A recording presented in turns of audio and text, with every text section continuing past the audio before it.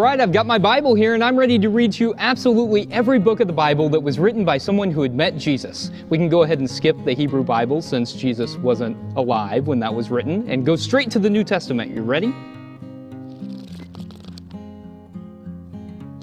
Not a single word.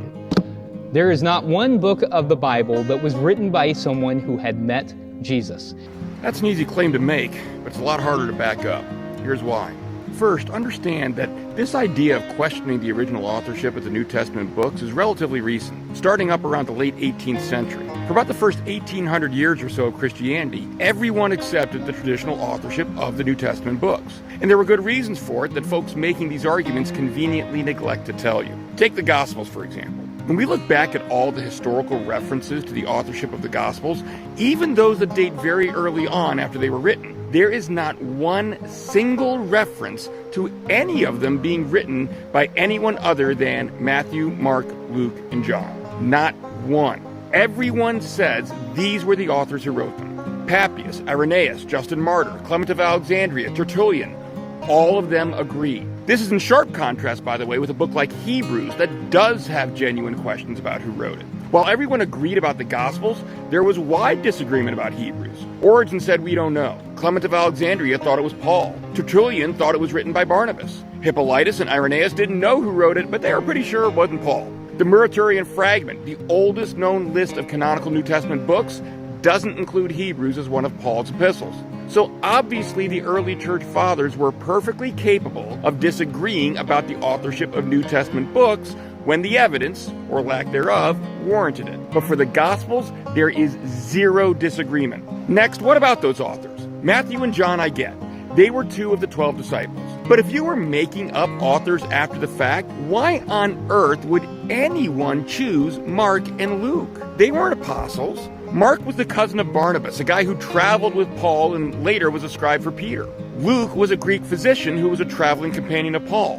Why would you choose those guys? If you were making something up, you would be far more likely to use the names of more prominent Christians like Peter himself, which, by the way, is exactly what made-up Gospels from the 2nd century did. People wrote false Gospels well after Jesus died, and in order to try to convince folks they were genuine, they gave them names like the Gospel of Peter, the Gospel of Mary, the Gospel of Judas. So why Mark and Luke, unless it was true? Now, technically, that would mean that for at least those two Gospels, this pastor may be right. They didn't actually see Jesus. Or at least we don't know for sure if they did. But again, you can't throw out the evidence just because you don't like it. The earliest historical evidence all agrees that Mark and Luke accurately wrote down the teachings of those folks who were eyewitnesses. Papias, for example, confirmed that Mark accurately wrote down the preaching of Peter. Another thing you'll hear pretty often is the claim that we can't know who wrote the Gospels because they're all anonymous. Not one of them says, for example, "Hey folks, John here writing this all out for you." First of all, that's not even technically true. John 21:24 specifically says the book was written by the disciple Jesus loved and that he was an eyewitness to all the events. Even if you want to challenge whether the disciple Jesus loved refers to John, it clearly says it was written by one of Jesus' disciples who witnessed the events. But more than that, the argument just plain isn't true. There is not one single truly anonymous version of any of the Gospels. Here's what the skeptics don't tell you. Every single one of the earliest copies of these Gospels, at least everyone that has the first page, has a title at the top. Every single one. And every one of those titles says it was written by the traditional author. Papyrus 66 says, according to John. Papyrus 75 contains titles for Luke and John. The Codex Vaticanus and Codex Sinaiticus have the titles according to Matthew, according to Mark, according to Luke, and according to John.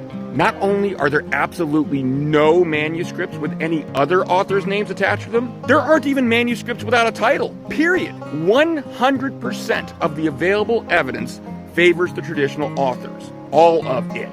What about the epistles written by Paul?